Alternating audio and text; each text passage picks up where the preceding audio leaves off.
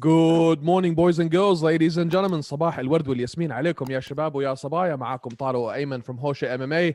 And with us today, we have a special guest. Our guest today is Michael the Maverick Chiesa, ranked number 8 welterweight in the world, record 17-4. The guy is unbelievable to watch, an absolute machine. He's with us on Fight Island, January 20th. We can't wait to see him, and he's with us now on the podcast. What's up, Michael? Oh, just another day, another dollar.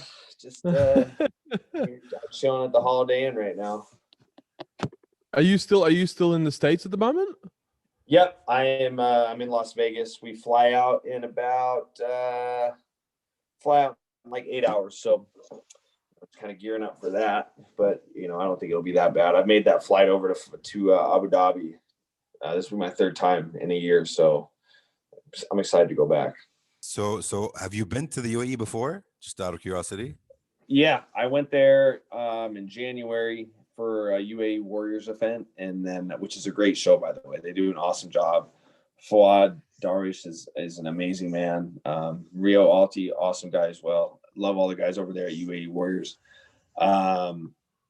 But then I went back and then I went to Dubai, proposed to my then girlfriend in Dubai, got engaged in Dubai. No. Yeah. So it's the UAE's become special to me. You know what I mean? And then I went back and I did Fight Island for 3 weeks towards the end of last year, that last stint they did. Now I'm coming back to compete. So it's a place that's really grown on me, especially with the more time I spend around the people and in the culture. And it's just a place that I see myself going back as time goes on, even when the world gets back to normal. And, we don't have to do Fight Island all the time. I still see myself coming back a lot. And I enjoy a lot over there. Just out of curiosity, prior to coming to the UAE, did you have any stereotypes about the place? How we all develop. No, I had an idea of what Dubai was like. And paying attention to the UFC events, I know that like when they did Khabib versus Poirier, all the embedded videos were so great, and getting to see like the hotels and the people and stuff. And even before that, when they did the Frankie Edgar BJ Penn fight, the Anderson Silva fight, I had an idea that Abu Dhabi and the UAE is a very special place. But it's a lot different when you get there, man. It's so great. Like, I love how, I feel like Abu Dhabi is just so peaceful, and it's very simple. And everybody there is just kind of like stays in their own lane. And then you go to Dubai and it's a little more loud and a little more adventurous, but both of them are beautiful nonetheless. I mean, the architecture there is amazing. It's clean. It's great. I love the UAE, man. It's growing on me a lot. After I do this, I'll be there for 8 days this time. It's like I spent a month and a half and a year. Over a 12-month span, I've spent over a 12th of a year in UAE. So I'm not mad about it. It's like it's a place that's like I really mean it when I say it's grown on me a lot. And it's just so fitting that now I get pegged to be in the main event there. So it's like it couldn't have worked out any better, honestly. Dude, you should just move here then. Just move here. Got a spare room? Yeah. We're both based in Dubai. There you go. Have you seen, who Rio Alti is, the guy that does MMA? I think it's MMA All Out's show. Have you seen his house? Have you seen his house?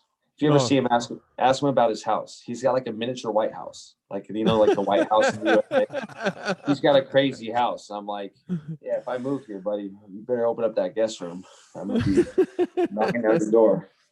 Absolutely. Awesome. Absolutely. Yeah. So just out of curiosity, did you know about us once you got the invite, or were you absolutely clueless? Before I got invited? Hosheh, about our podcast, our channel. No, this is the first I've learned of it. You know what I mean? And it's good to know. It's good to get familiar with you guys and be able to explore your guys' platform a little bit. Especially given the fact that just now I'm starting 2 podcast shows in the United States, doing one with one I can't really talk about, but we're shooting a pilot for it when I get home from my fight. And then another one I'll be doing with a teammate of mine that's a local sports broadcaster in my home city. So it's now I'm doing a lot of research, like exploring guys' platforms, seeing how people run their shows. And so definitely best believe when I got a 16-hour flight ahead of me. So I got plenty of time to dig through your guys' stuff and see what kind of takeaways and inspiration I can draw from the stuff that you guys are putting out there. Nice. Yeah. So how are you feeling now with the fight coming up? What's your camp like? What are you trying to do to accommodate for this part of the world, this region? Walk us through your journey so far. Well, camp's been great. You know, no injuries, full bill of health. I feel good. You know, and I'm the good thing is that the start time. You know, the start time's not. It's not going to throw me off too much. You know, that was like my biggest concern coming over there was like if I was going to be competing at like 2:30 in the morning or something like that. And it would be a big adjustment, you know, whether it be waking up later or, you know, taking a nap or something small. But other than that, man, it's just business as usual. You got to keep it simple. Don't make it out to be more than what it is. You're getting in a fight. Just make sure you prepare for it. Make sure your weight's on point. Make sure you're healthy. You're bearing no injuries. Make sure you're good. So, you know, just going over there, there's not really any type of special training or preparation I had to do just in terms of the setting that I'm competing in. It's more or less for the opponent. So that's just really where my focus was. My focus was just on doing what I needed to do to adjust to the opponent, not really the setting. I kind of, you know, I have a feeling, I know what, you know, as weird as it sounds, what the air is like. I know what's, you know, we're at sea level. I know like the time zones. I'm used to it, you know, so it's like there really won't be too much acclimating I have to do, I guess is what I have to say. So I won't have to do too much acclimating once I get there. Tell us about you, Michael. I mean, we know you turned pro in 2008. How did that journey come about? How'd you get there? Well, first and foremost, before I turned pro, you know, I started wrestling at a young age. I started wrestling when I was 11, and I was never really a stellar athlete. You know, I was never really like an outstanding varsity guy. I was never really a tough guy. I wasn't like, you know, I kind of got picked on a lot, bullied a lot, things like that. I was always infatuated with the Rocky movies and got into wrestling. And I remember I was at a friend's house and his dad was watching one of the UFC tapes. And it was one of the tapes where Hoist was fighting in the UFC tournament. And his dad was letting us watch these fights. And I'm seeing this really scrawny dude in a karate outfit, and he's beating all these really big guys. And it just kind of like I drew some inspiration from him. And maybe that's because I was a small kid, and it was just seeing a smaller guy beat up a bigger guy. Something about that's appealing to somebody that's smaller, lesser of an athlete, kind of getting picked on, whatever. And so as time goes on, the UFC starts to take off, and I just was so gravitated towards the sport. And so once I graduated high school, I kind of had it made up in my mind. Like I wanted to train mixed martial arts.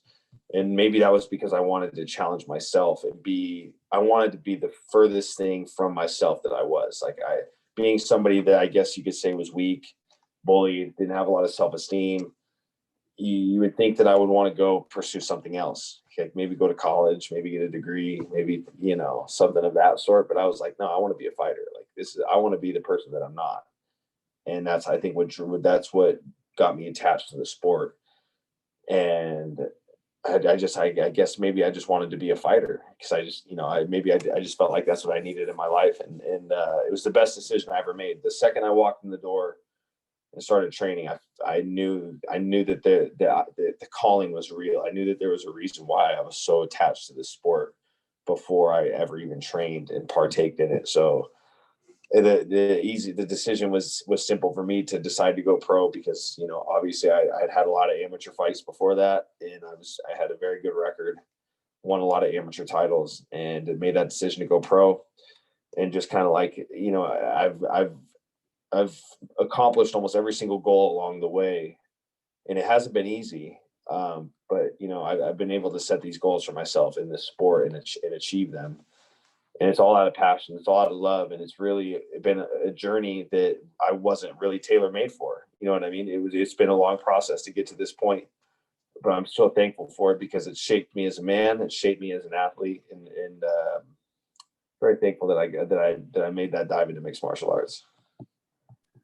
That's awesome. Would you say you are as passionate today as you were when you first entered the sport? I mean, from a lot of fighters, I hear that, you know, that passion is tainted with the politics and the game and you know, the crap they have to put up with. What's your take on that? You know, I'd be a liar if I said I haven't had moments where there's been lapses, you know, where anything in life kind of is like a wave, you know, there's going to be your highs and lows in anything in life. But I'm far beyond those, and the passion burns hotter and fiercer than it ever has. You know what I mean? And that shows with the opportunities that I'm getting from the sport, being able to work as an analyst and doing some commentating for smaller regional promotions, getting to do commentary for them. You can tell that the passion burns stronger than ever because I'm getting more opportunities outside of just competing than I did before. I love this sport with every ounce of my being. This sport has given me a life that I could never have gotten any other way. You know what I mean? And I'm so thankful for that. I mean, it's to be able to, you know, I bought a house when I was 26. You know what I mean? I bought a nice house when I was 26.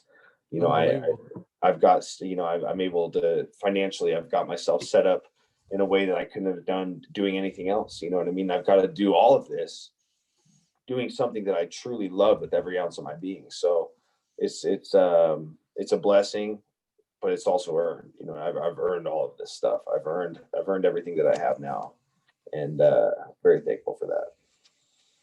And Go ahead, Eamon, sorry, go ahead. yeah, sorry. Um, I forgot my question now. It's your fault, Tarek. Mystified. Yeah, when it comes to the podcast stuff and all the extracurricular stuff that you're doing, is that you setting yourself up for the future, or is it something you're just doing out of, you know, a side hobby or a passion project? It's very passion driven. You know, obviously doing the analyst work has almost become like a second job. I know that if I wasn't competing right now, you know, I worked my last show like 7 weeks before this fight. So um it's like doing the podcast stuff, it's almost supplemental for the things I'm trying to achieve. I want to do commentary for the UFC. Like I want to be one of the guys that's up there with Paul Felder, Joe Rogan, John Anik, all these guys. I want to be one of the guys up there. And I know doing a podcast and doing things to broaden my skill set when it comes to broadcasting, I know that will benefit me a lot, but it's very passion driven. You know what I mean? Like the podcast was always a goal of mine before my work as an analyst started to even take off. So yeah, you know, this is all passion driven stuff. At this point, if I wanted to make the most money I possibly could or set myself up for like end game, I would be putting more focus into like real estate and maybe like my stock portfolios and like things like that. And I have some of that. I have some of that stuff, but that's not like, you know, But I have none my of this whole, sidetracks you, right? You don't get no, sidetracked by all this. this stuff is honestly good for me. This stuff it's keeps me more focused. Like the times like when I have a show coming up, like it's more time I'm watching fighting. It's more time I'm watching guys compete and I'm examining people's skills and analyzing them and breaking them down. And I've even had to do this for my opponent. I had to work the show for his last fight when he fought Robbie Lawler. I had to sit and watch his fights, knowing that potentially I could be fighting one of these guys. I had to sit and break their fights down, and I had to sit and watch the fight live and break it down thereafter. So it's like this is all so beneficial to me. Anything that's going to keep your attention on the sport, and it doesn't always have to be about you. Just like the more you're watching fight live, the more you're watching old fights, the more you're studying film, the more you're just doing any of that stuff, it's going to benefit you in the long game. So I'm just fortunate that I'm getting paid for it now. So like you know, it's You're living awesome. you're living the sort of full immersion experience, right? You're fully immersed, be it training or analyzing or fighting. You're in that world, right? Oh yeah, you're never it's out one. of it. No, never. My life, one, What 24/7, 24/7, 365. My life is mixed martial arts. what I find interesting is when you were talking about how it is that you got into the sport and what motivated you to gravitate towards it. It's interesting to hear you say what you say, because me and Eamon sit back and go, look at this dude. He's 6'1", shred city, and is an absolute, like, so terrifying and intimidating. But to hear you, you know, talk about how it is that you got there is very interesting to us, that was a 180 from what you used to be. Oh, dude, it was. I could show you pictures, man. I was like, I think like my freshman year, I wrestled like 112. I was really small. I was really skinny. Wow. Yeah, yeah. You know, so I like And I feel like that's kind of like a theme for a lot of these guys. I mean, you talk to a guy like George St. Pierre, and he's a guy that talks about his childhood and how it was rough and how he got picked on a lot. And that's kind of what made him want to embark on like the martial arts journey. You know what I mean? So, you know, it is definitely a 180 from where I came from, you know, and a lot of people that I grew up with say that. They're like, we never would have guessed that this is what you'd be doing today. And I'm like, oh, sometimes sometimes people become what you least expect them to, you know what I mean? It's like it's not an uncommonly occurring thing. I feel like it happens more often than we realize. So you go back to your high school reunion and everyone's like, hey, Michael, are you now like an IT analyst? And no, I fight in the UFC. Pretty much, yeah. That's kind of how it is. That's the best part of the job, right? Yeah. You gotta love proving the naysayers wrong, man. You gotta love. It's always funny when you run into. I'll run into the people that like used to pick on me, and I'm like, hey, what's up? Like I've never have I ever seen somebody that picked on me or like anything like that. I've never seen him and like been like, yeah, what's up now? You know, I'm not that type of guy, but it is always funny when I see him, and it's like, and the first thing in my mind is like, hey, how are you? And the first thing I'm thinking like, man, if I had one bad bone in my body, I could make your life hell right now. But that was gonna be my question. That was gonna be my question. That's where's my lunch money, motherfucker? Exactly. You know, I'm not vindictive at all, man. Like I don't. No, you don't strike us that way, dude. I mean, I'm not thankful for any of that stuff that happened, but I'm definitely not a guy that's like, I'm not out to get anybody that made my life rough growing up. It's what about the revenge is my success. You know, it's succeeding in this sport. That's the best way to get back at those people is to succeed and better yourself. And then that's the best revenge you can get on somebody. Awesome. But what about when you walk into a fight, man? Like, do you walk in with those emotions and, you know, slight anger as one would walking into an actual fight? Or do you walk in as an artist at this point?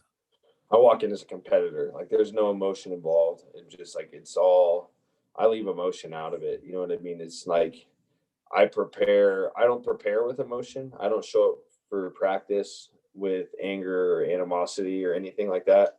If I show up on fight night, like my hardest practices, like my intensity level is at like a 9, and I save that 10. I save taking it to a 10 when it's time to compete. So it's like, that's all it is for me. It's like, there's no bad blood. There's no animosity. I don't got to hate the guy. It's all for my own personal goals. It's all about just being a competitor. You know what I mean? Like, I'd rather leave emotion out of it. I just don't, I don't need to fuel myself through a mixed martial arts contest. I don't need emotion for it. You know what I mean? I just need my training. I need a clear state of mind. I just need to be a competitor. Dude, the cultural aspect is so crazy, the difference. Like when we ask this same question to every Arab fighter, right? Anyone from the Arab world, we ask that question too. They're like, no, I'm a fighter first, athlete second. It's crazy, man, the difference in responses. Like all they want to do is get into a fight. That's all they think about. Hey, different strokes, different folks. I think Eamon's perpetuating the stereotype over here, but it's kind of true. We're sort of, yeah, for us fighting, like if you get beaten in a fight in this part of the world, oh my God, even like at a schoolyard level, if you get your ass handed to you at a fight, I mean, you got to do whatever you need to do to make sure you get that back and reclaim your honor. Otherwise, your life is just going to be a misery for the rest of the, you know. Yeah, man, because we're very collectivist in nature here, right? Whereas, in the States, you're more individualistic in nature. So here you have, you know, that pride element, that family element, you know, your friends perceiving you differently and all that you have to carry, that weight you're carrying on your shoulders all the time. And you need to, you know, come back with something. So it's very difficult culturally over here to be a fighter because you're always carrying that weight on you. Yeah, I can see where it's different in different parts of the world. You know what I mean? Yeah, I try not to worry too much about like. I know that if the worst thing that could possibly happen to me is I lose a fight, I know that the people that are most important to me, it's not going to change anything. You know what I mean? Like my fiance is not going to look at me any different if I come back home from a fight on a loss. I know my family won't look at me any different, but that's not the same in all parts of the world. That's not the same in everybody's day-to-day situation throughout their life. So it just depends on the person, the circumstances that they're in.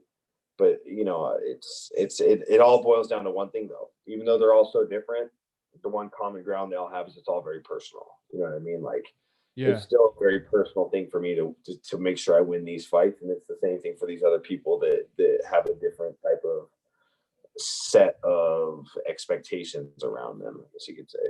I want to talk about the fight. You know, you're fighting Neil Magny, an interesting character in his own right. He's number 9, you're number 8. What do you think this does for your rankings in the UFC? Where do you think you go next? Let's say you know, and we wish you all the best of luck. Obviously, let's say you walk through Magny. What's next? Let's talk about the fight itself. How have you prepared for Neil?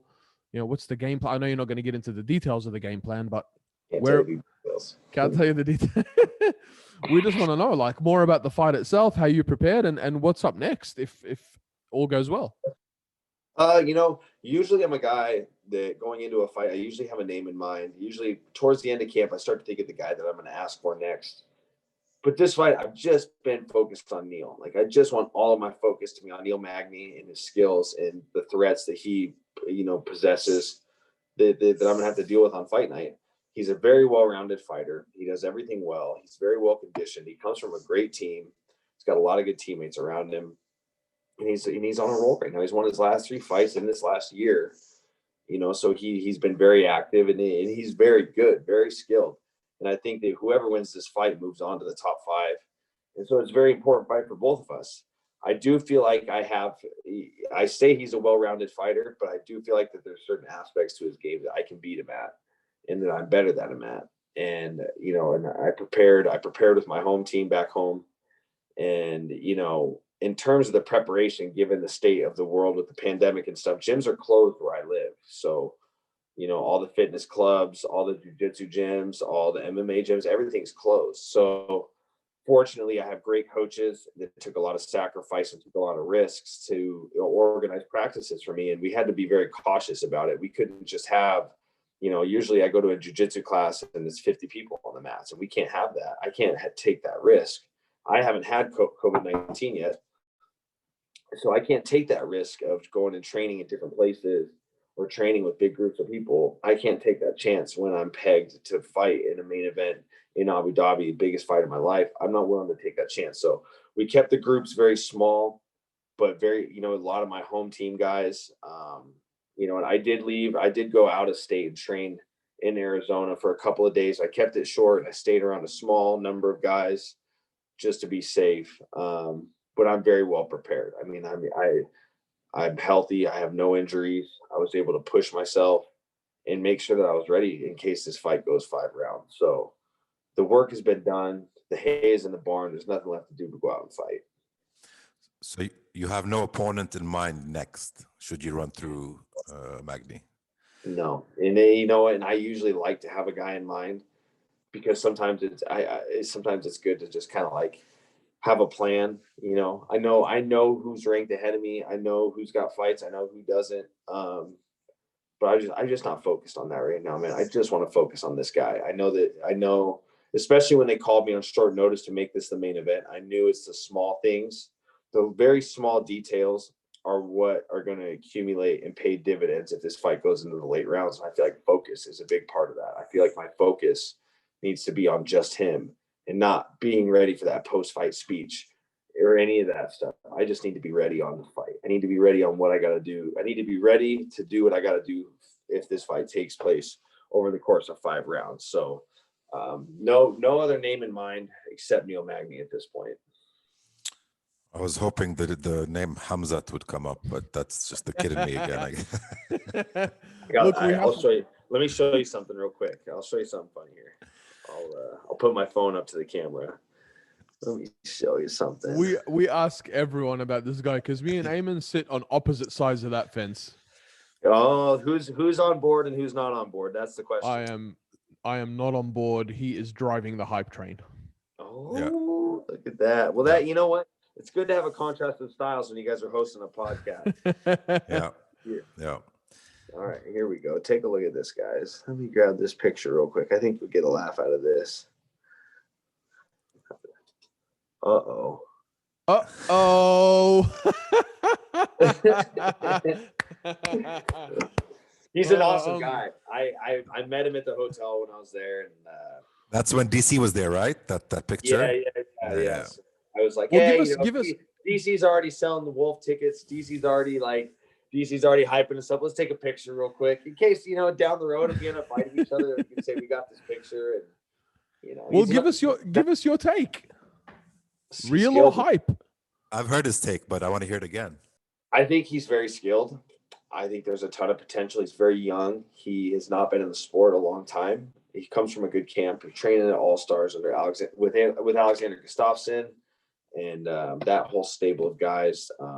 They put out a lot of quality fighters, but it's just too early to tell. You know what I mean? I feel like there's a night and day difference between a guy in the top 15 and the guys that he's fought. I'm not trying to disrespect any of his opponents, but there are levels to this, and he's getting a jump up in competition. And I don't feel it's unwarranted. It's like, give him a stiff test. If there's one of these guys that are highly ranked that are willing to give him a shot, give the guy a shot. You know what I mean? Why not? It's all, I feel like it's in the balls in the court of the guy with the ranking. If there's a guy like Leon Edwards, which he's obliged and they're going to fight, it's like if Leon wants to lay it on the line against an unranked guy, more power to him. And at this point, Hamzat's ranked. He's like in the bottom. I think he's like 14 or something like that. Yeah, 14, 15, yeah. 14, 15, yeah. So we'll find out, you know what I mean? So I'm not saying I'm on board. I'm not saying I'm off board. I recognize skills, but, we'll see if he's able to live up to the expectations that many people have set for him. There's only one way to find out. You just got to compete. You see, I agree with your logic 100%, but also my rationale is, yes, he did not fight ranked guys, but the guys he did fight, what he did to them, and how he came out, untouched and was completely dominant. There was a tier difference, a 1 or 2 tier difference in fighter, right? So yeah, I agree he hasn't been tested, but I have no reason to believe that he won't do well with the top ranked. We're here to interview Michael Chiesa, so you can go and fanboy over Hamzat somewhere else, son. That's all I'm going to say to you. Well, this is Michael's time, not Hamzat. You can fanboy later.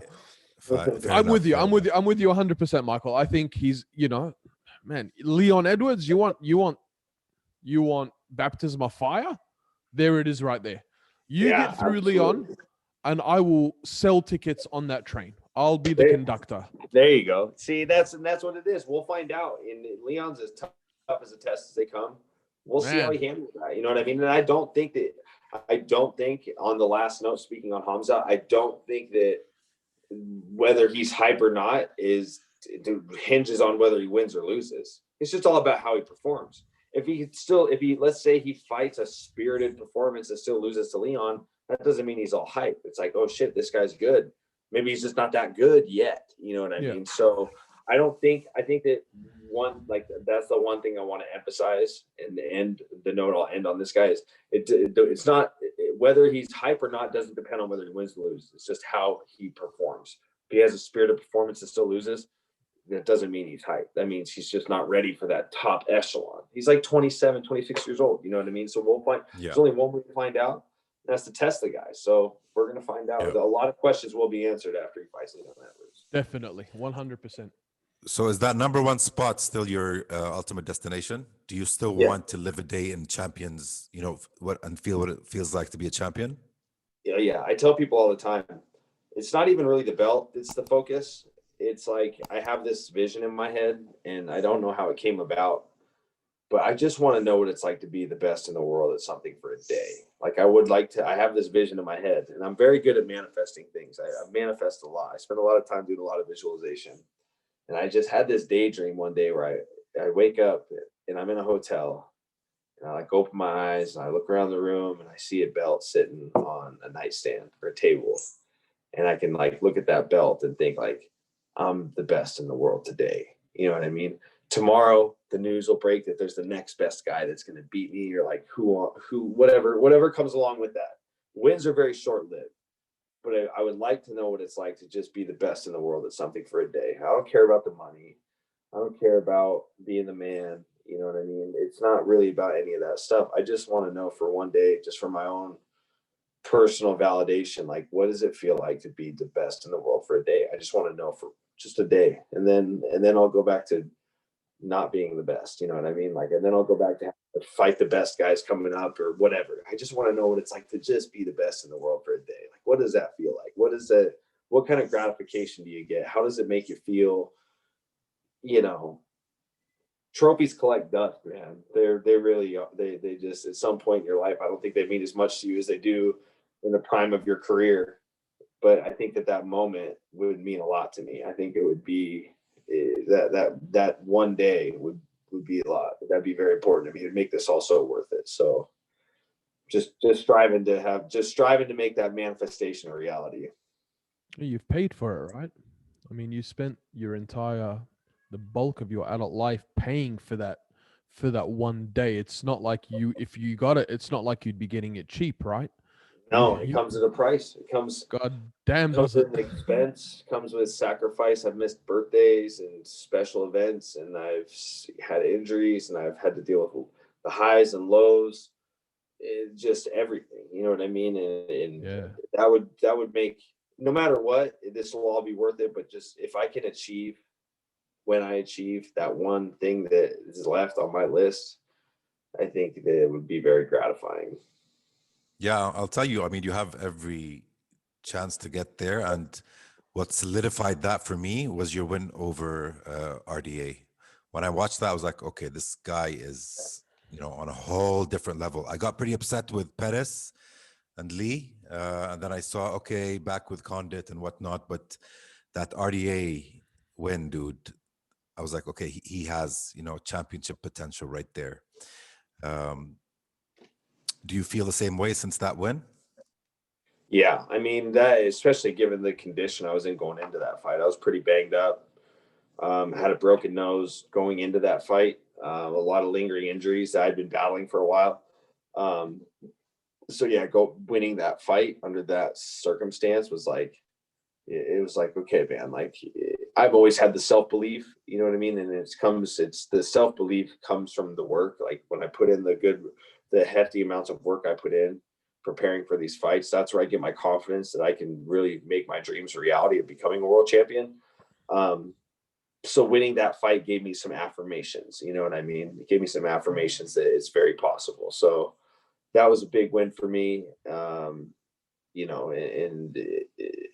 I wish I could have kept the momentum going through the year, but pandemic hits, I had to have knee surgery, things like that. So, now I got Neil Magny. So, like I said, the wins are short-lived. I got the affirmations I needed from that fight. Now I move on to the next challenge, and this is the next challenge. And this guy is as tough as they come, and he's going to push me to my limit. And I know I'm going to have to walk through fire to beat this guy, but I know I have the tools and the ability to beat anybody in this division on any given day. And I say that very humbly. I'm not being arrogant. I'm just speaking as a confident man. Yeah. Best of luck, man. We're really excited to watch it. We're going to be there in the crowd. Heck yeah. Nice. Yeah. We'll be there. We're trying to get our media passes from the UFC. Hint, hint, Uncle Dana. Where's my freaking media pass? But they haven't come. I mean, we applied pretty late, so I'm not surprised we haven't got them yet. Look, I mean, there's no arrogance or uppityness about you at all, Michael. You come across, we feel like, for me anyway, I'm sure Eamon feels the same way. I feel like I've been chatting with one of the boys who I hang out with on the weekends. You know what I mean? Yes, sir. We definitely think you've got what it takes. Let me ask you just a little bit about your corner. Who's coming with you? How does the team back home feel? What's it like for your boys back home, knowing that you're here now, or that you're going to be here in 8 hours? Like, how's that whole vibe? It's good, man. The team back home feels good. They saw what kind of camp I went through and what work was put in, and everybody feels very confident. And I'm sure his team feels very confident as well. But I know that I brought my head coach, Rick Little. He's here. He's been my corner man for all of my fights, going all the way back to 2008. This guy's cornered me for all of my fights.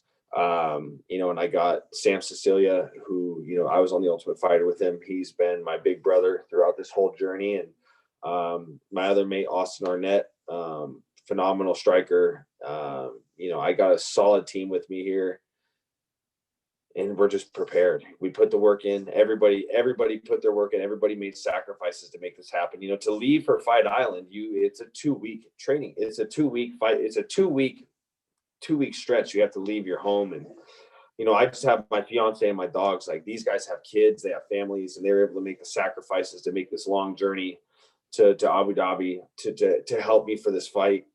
And so I'm very thankful. And it's just important for me to just go out and give the best possible performance I can, do everything I possibly can to get my hand raised, to make it worth it for these guys, to take time away from their families to come help me.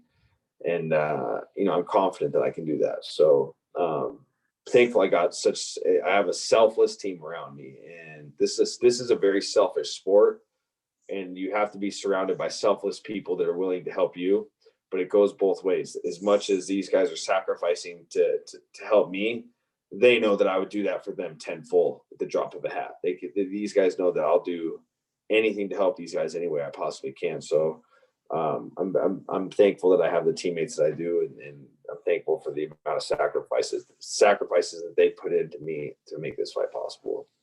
Yeah, and finding that kind of selflessness is very rare, like you said, in this kind of business, right? It's all about what's in it for me.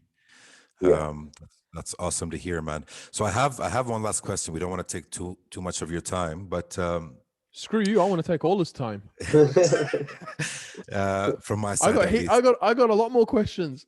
Okay. Let me ask this, and then I'll pass it on to you, Tarek. So listen, Michael, we have a lot of fighters right now getting that exposure that's, well deserved and long overdue in this part of the world, Arabs. There's a lot of good fighters here, good talent, some raw talent as well, and they're being exposed now to the UFC. Some of them have signed on already with contracts. One of them is going to be a co-main event, Munir Lazaz, if you know who that is. But the thing is, well, he's the co-main on his card. Yeah, the co-main Munir. He's based out of Dubai. But the main thing, these guys don't have that kind of experience. They don't know what to do. They don't know what real, management means. What advice do you have to them? If you could reflect on your experience when you entered the UFC and you could advise the young Michael to do something better or do something differently, what would that be? Well, first and foremost, always just stay humble. Don't if it ain't broke, don't fix it. I think a lot of guys, if you get to the UFC with the team that you're with, stick with that team. I think a problem a lot of guys have is they get to the UFC with the team that groomed them and brought them up. And then once they get to the big show, I feel like they instantly feel like they have to leave and go to a different camp permanently. And there's a lot of big training camps here in the United States, and there's like TriStar in Montreal and things like that. And I think a lot of guys, like, they get to the big show and they abandon their teams that got them there. So I think I advise young guys, if it ain't broke, don't fix it. I do advise travel and go train in your off time. Go train at these big camps for a little bit of time, spend some time in some places to get some different sparring, get some different coaching. That's fine. But don't ever abandon the team that got you to the big show, because they got you there for a reason. These are the guys that know you better than anybody. Like, when you come from a small team, like, you are somebody to that team. You mean something to these people, where if you abandon the people that got you there and you go to these super camps, you're just another guy. You know what I mean? So I always try to tell you, stick with the guys that got you to the big show, but make sure to take time to explore and go to big camps and get different looks and get different coaching, but don't ever abandon the people that got you there. You know what I mean? Don't ever abandon the people that got you to your dreams. I mean, for every fighter, the dream is to fight in the UFC. So if you're with a team that gets you to the UFC, don't abandon them just because you got to the big show. Bring them along for the ride. They got you there, you keep them there. So I always try to tell guys, don't get in a rush to leave your home team once you get to the big show, just because I feel like guys feel like that's the right thing to do. You know what I mean? Mix up your training, find new people to train with, find new partners, get some new coaching, get some new looks, but don't ever abandon the team that got you there. Very well said, man. Very well said. Thanks. And if you need management, Daniel Rubenstein is Ruby Sports Entertainment. That's my manager. We have a lot of guys, a lot of Arabic fighters. We got a lot of people from all different kinds of the world. managed by Daniel Rubenstein and his co-manager Sayat. We got a solid. I mean, they take care of their guys. Open up a lot of opportunity to get a lot of guys from Thailand, a lot of guys from a lot of Arabic fighters. Just a good mix of people and solid management. You want to be in good hands in terms of management. So if any of you Arabic fighters are out there listening, check out Ruby Sports Entertainment. You won't regret it. You just opened a door that's never going to be closed, man.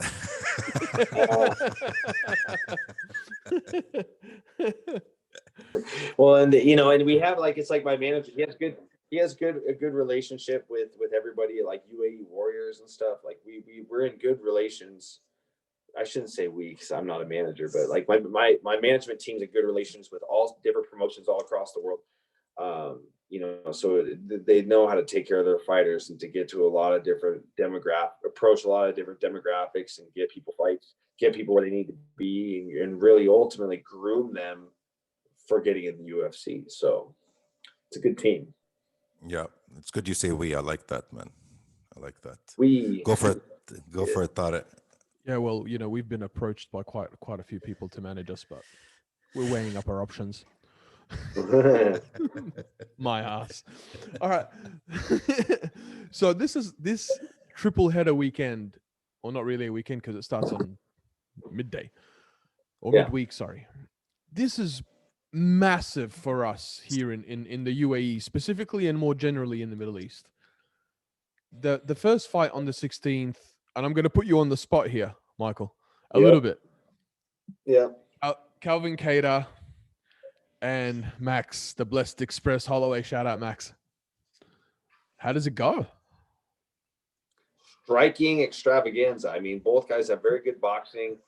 It's going to be a striker's delight. I don't really see either of these guys pursuing a takedown, and that always makes for really exciting fights. Kattar's been rolling, man. He looked good in that fight against Dan Ige. They went all 5 rounds. He put a pretty good beating on him. And Dan's super tough, and Max is coming off 2 losses to Volkanovski, but I mean, Volkanovski's as tough as they come. There's really not a lot of bad takeaways from that. It's going to be a very equal match. It's a very hard fight for me to pick. I could really see it going both ways. I think the safest prediction that I could give is I think this fight goes 5 rounds. Yeah, I agree. Yeah. So we touched on this earlier. Your co-main card. Do you know the guys? Munir Lazaz and obviously Wally Alves. I've seen the first guy. I've seen both guys compete before. I've seen them both fight. Both very tough. Yeah. That's going to be, I know that it's funny how, because obviously this is UFC and, we cater quite largely to, well, the UFC is mainly American markets branching out throughout the world, but your co-main card has got so much focus on it from the Arab world and specifically North Africa. Oh, wow. Yeah, because Munir he's Moroccan. Is he Moroccan? He's Tunisian, close to Morocco. Yeah. So Tunisia, Algeria, Egypt, and then obviously the UAE, Palestine, Jordan, Lebanon. The Arab world is so tuned in to that fight because we've finally got someone who, well, this is his second fight, but this is real big stage. Wally Alves is no joke. So there's going to be so many more eyes on you as a result of that, as opposed to just the American market, because the Middle East is tuned in, and now with us doing this interview, hopefully we just, we accelerate that. Yeah, keep the ball rolling. So then I'm going to move to the next one, the 24th cards. Yep. Tell me about Pori, because me and this guy, this dude over here in the beanie, we sit on opposite sides of this fence as well. Yeah. Poirier, Conor 2. Repeat of Conor Poirier 1 or something different? In terms of this fight, both guys are totally different fighters from the first meeting. Poirier has grown tremendously, particularly with his boxing. He goes up a weight class. He abandons the tough weight cut. He looks phenomenal at 155 pounds. He's been the more active fighter. This is only Conor's 3rd fight at 155. But the weight management's not an issue. I mean, this is a guy that won the title at 145 pounds. He's won fights at 170. 155, I feel like, is the best weight class for Conor. And he just looks different every time he steps out there. I mean, Conor McGregor, every time, he has a long not as active as Poirier, but definitely there is innovation going on behind the scenes when he's not preparing for a fight. I mean, he broadens his tool set is constantly getting tools added to it. I mean, he's constantly evolving. So I think if there's a finish, it's Conor. If this fight gets finished, it's going to be Conor. I think if there's a finish, it's going to be Conor for sure. But if this fight goes, the longer this fight goes, the more it's going to benefit Dustin Poirier. And if it goes the distance, I believe Dustin wins. So I'm a little on the fence with this fight. It's a tough fight to pick, but nonetheless, this is going to be the perfect way to cap off a third stint on Fight Island. I mean, the UFC does a great job of every time they have these long stretches on Fight Island, whether it's 5 weeks, 3 weeks, 1 week. They always make sure that last main event's a banger. So they're ending on a really high note with a very high profile fight. And these guys are gunning for a shot at the welterweight in a lightweight championship title fight. So we'll see what happens. But nonetheless, it's going to be a very exciting fight. Well, even the co-main on that card is an absolute. I can't wait. I mean, obviously being an Aussie, shout out Dan Hooker. Oh, yeah. See, the good thing about being us is we don't have to be impartial. We can have favorites. Yeah. I like Dan Hooker. Yeah. That's just where I'm at. Yeah. Michael Chandler, on the other hand, he can eat. Goddamn. I think Chandler, that's going to be a fun fight. I think that Chandler's skill-wise, he's fought UFC level competition. He's fought tough guys in Bellator, had some great fights with Eddie Alvarez, beat him twice. He's had some good fights. Guy's super tough, ultra athletic, very strong, Division One All-American wrestler. But I just don't think that he hasn't fought a guy like Dan Hooker that's the body type, the skills. When I think of this fight, and the weapon of choice between both guys that stands out to me is Dan Hooker's knees match up very good against a guy with Chandler's build and style. He's short and he's got a low stance. And I mean, it doesn't take Hooker much effort at all to get those knees up there and get them in the party. So I think that's kind of what I envision in that fight is I just feel like Mike Chandler runs into a knee and maybe not get knocked out, but I feel like the knees are going to be a big threat for Mike Chandler in this fight. Could Chandler win? Oh yeah, guy's got crazy power, but I think there's a good chance Dan Hooker wins this fight. There's been an evolution of fighters, and Dan Hooker is one of those guys who brings in so much IQ, so much innovation, and I think Chandler's not ready for that. Plus, he's got high fight IQ. Look, we'll find out. Questions will be answered on the 23rd, and I think that's where most of my questions around that event, they all surround Michael Chandler. Like, I don't have a ton of questions. I'm excited to watch like Poirier and McGregor. I'm excited to watch it, but I don't really have there's certain fights or events where I'll be like, there's questions I need answered for these fights to play out. And really the only focus I have for the fight on the 24th, 23rd in the US, 24th in UAE, I just want to see, where does Michael Chandler fit in the equation? You know what I mean? How does Michael Chandler do against Dan Hooker? Like, not really how does he, it's all about how he performs. Like, not about the win or the loss. Like, how does he fight against a guy is highly ranked and as good as Dan Hooker? Like, that's where my biggest questions around that event. They all revolve around Michael Chandler. How did Askren do against Masvidal? That's the same kind of question and answer, right? That's how I look at it. Askren came in undefeated from another organization, well-rounded wrestler, undefeated. What was it? 19-0, 20-0, something crazy like that, and he got his ass dang good. handed. Yeah, we'll find out. Only one way to find out, and that's to put him in the octagon, lock the door, and sit back and watch the show, right? Yeah, absolutely. I'm excited for that. For that. We got 5 minutes left before we have to let the man go. So, just a couple of final questions from our end, Michael. This is your first time at Etihad Arena, right? Yeah, I've seen it from the outside. Outside, never been inside it, and I'm looking forward to it, man. It's gonna be sweet. It looks sick. Yes. Absolutely. It looks unbelievable. So we, like Eamon said, we're going to be there. All right, should we play our little game before we let Michael go? Yeah. We haven't settled on a name for the game, but I'm leaning towards necessary, super necessary. Ah, I like it. Necessary being three things that are necessary for you to know when you come to the Middle East and Abu Dhabi to say in Arabic. And super necessary are three things you should absolutely never say. Perfect. I feel like that's definitely most important. You don't want to offend anybody over there. And literally, when I was in Dubai and I proposed to my then girlfriend, my now fiance, I had somebody film it, and I made the mistake of like hugging her and kissing her in public, and I felt bad because I know, like, I'm very respectful of people's cultures, and I obviously I kissed her because she said yes, and like some guy like put his hand like right in the middle of us, like no. I'm like, oh my god, I'm so sorry. No.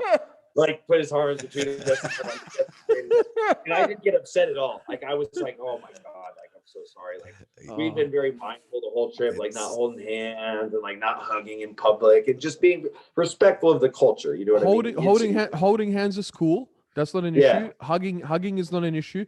But making out, like the French kissing in public, it's kind of, you know, it wasn't like it wasn't like there was no tongue. You were tongue. I mean, it was like you were there was tongue. a lot of passion. We just agreed to get married. So like, but yeah, like literally there was a hand that was just like right in between us. Like, yeah, I felt that.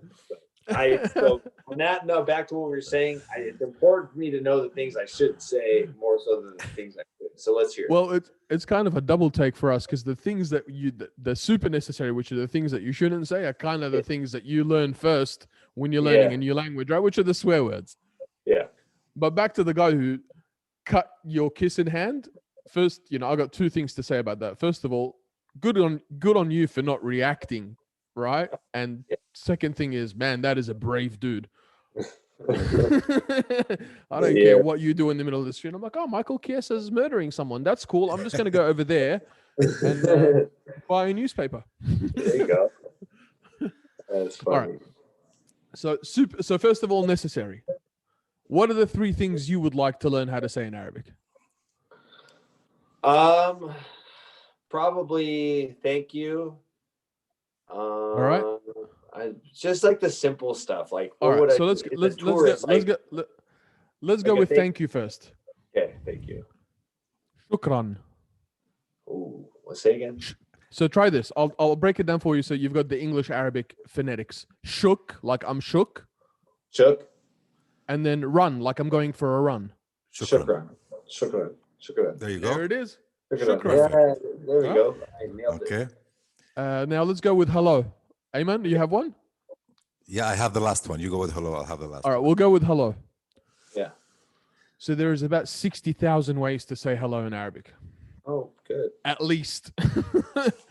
But I'm going to take you with probably the most universally understood, because when you're in the Middle East, different regions speak different dialects. Okay. So I'm going to take you with the most universal one. Okay. I'm going to make it hard. Okay. Oh, shit. Marhaba. Marhaba. My mom says that. My mom's Lebanese. My mom's Lebanese. So yeah. Marhaba. Your mom's Lebanese. Yeah. Marhaba. Yeah, I know that one. Marhaba. Okay. Yeah. See. Wait a minute, dude. I did not know this. Marhaba and shukran. Hey, look at that. So the last one is the most important one you would ever need in this part of the world, right? Okay. So if someone asks you to do something where you have to commit, but you don't want to commit, or you're not sure, or you want to say no, you want to say yes, and you just want to leave him, unspoken, but with good intentions from your side, it's inshallah. Inshallah. Inshallah means in God's will. Inshallah. Inshallah. Good. So it could be yes, it could be no, but nobody could hold you against it because that's God's will. Perfect. Hey, and these are things I'll remember. I already knew the second one. I can remember shukran and then inshallah. Inshallah. Good. Inshallah is it's like, not. Are you gonna be in time? Are you gonna be on time for weigh-ins? I'm like, inshallah. Yeah. That's the perfect application. That is the perfect application for it. You nailed it. Are you coming tomorrow when you've got a mother-in-law? Are we going to my mum's house for dinner? Inshallah. Inshallah. Inshallah. I mean, There you go. maybe not. If I can, if I'm playing Maybe, Xbox maybe a lot. not. God's will. It's God's will. Yeah, Perfect. that was perfect. Nailed it. All right. Now, we're gonna have to beep this out entirely. Yeah, I don't want to piss you off. I already did enough damage in Dubai kissing my fiance. So, are you gonna? Let's not make anybody mad here, okay? Tara, Everybody let's leave. This is a give me a pass on anything I'm about to say. Right? Do not hold it against me. We won't do it. What we're gonna do is, are you gonna come from Abu Dhabi to Dubai after your fight? We'll find out. Maybe. I'm not sure. I'd like to. That'd be great. Right. So I'm gonna drop you our number. If you come to Dubai, we'll catch up. We'll go and party, and I'll teach the 3 things that you shouldn't say to you face to face, so that it's not recorded on tape anywhere. Chiesa, what do you say to that? Quickly. What do you say to that? Beautiful. No. What do you say to that? Inshallah. Yes. Inshallah. Inshallah.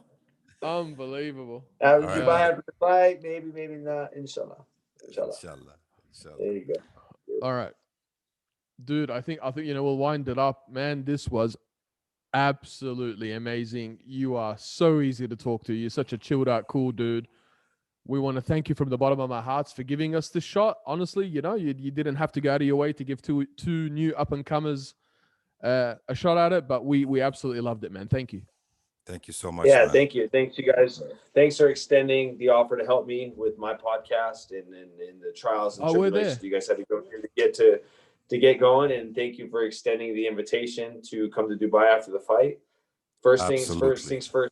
I gotta go out there and I gotta compete and see what happens. Then we'll go from there. Inshallah. Thank you so much, man. Eat healthy. Thanks, guys. Have a safe flight. Enjoy that first class Ittihad treatment. Yes, sir. What's up, Ittihad? If you want to throw something my way. Peace out, guys. Take care, brother. See ya.